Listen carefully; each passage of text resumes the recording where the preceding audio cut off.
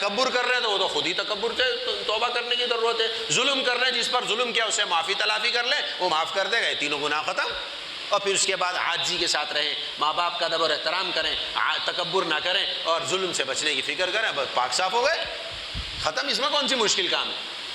تو انشاءاللہ اس کی مزید تفصیل آئندہ ہم عرض کر لیں گے. لیکن بہرحال میں نے اختصار سے یہ تینوں باتیں اس لیے عرض کر دی کہ یہ عام بیماریاں، گناہ معاشرے میں رائج ہیں. معاشرے کو چھوڑ دیں، گھروں کے اندر موجود. اپنا گھر جہنم بنا ہوا ان کی وجہ سے.